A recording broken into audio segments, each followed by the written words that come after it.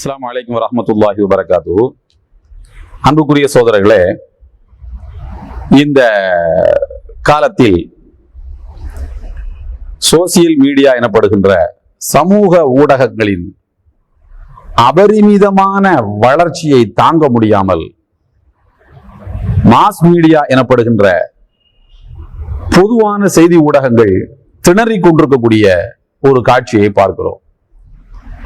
Mass media எனப்படுகின்ற பொது ஊடகங்களின் மீது எந்த குற்றச்சாட்டுக்களை எல்லாம் இந்த சோசியல் மீடியாவை நடத்தக்கூடியவர்கள் வைத்து அவைகளெல்லாம் தவறிழைக்கின்றன, ஒரு குறிப்பிட்ட சமுதாயத்துக்கு ஒத்துதுகின்றன, அதர் சைடு எனப்படுகின்ற இன்னொரு பகுதியின் செய்தியின் மறைக்கப்பட்ட பகுதிகளை வெளியிடுவதில்லை என்றெல்லாம் எப்படி இவர்கள் குற்றஞ்சாட்டி இவர்கள் வளர்ந்தார்களோ அதே வேலையைத்தான் இப்போது சோசியல் மீடியாவில் இருக்கக்கூடியவர்களும் செய்து கொண்டிருக்கிறார்கள்.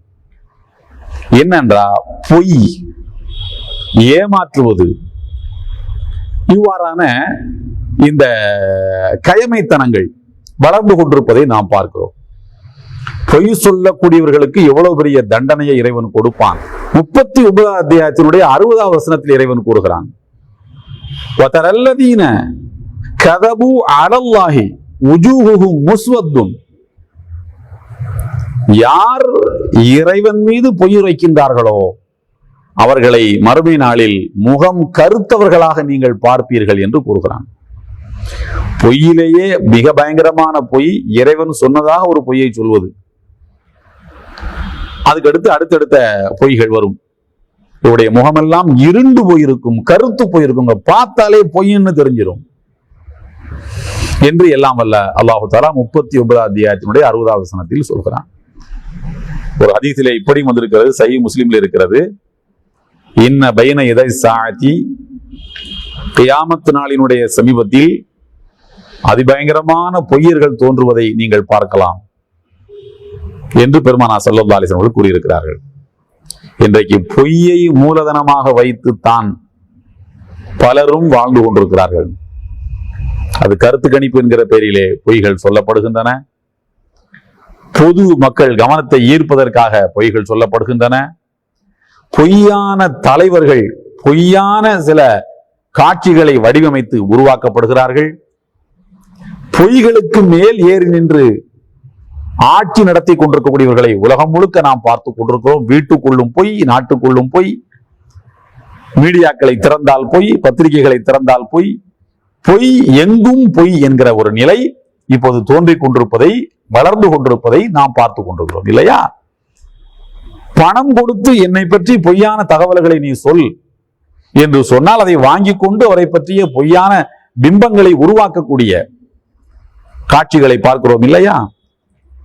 இவர்கள் எல்லோருக்கும் தான் இறைவன் சொல்கின்றான், இவர்களெல்லாம் மறுமை நாளில் முகம் இருண்டவர்களாக இருப்பார்கள். இன்னொரு வசனத்தில் இறைவன் கொடுத்திருக்கிறான், வல் முர்ஜிஃபூன்.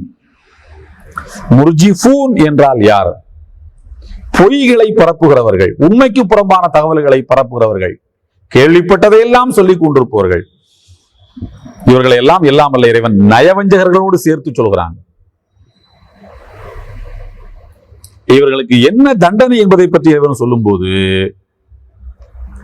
இவர்களெல்லாம் மல்ஊனீன், சாபத்துக்குரியவர்கள், இறைவனுடைய அருளில் இருந்து விரட்டப்பட்டவர்கள், இறைவனுடைய அருளில் இருந்து விலகி நின்று ஒரு வாழ்க்கை தேவையா?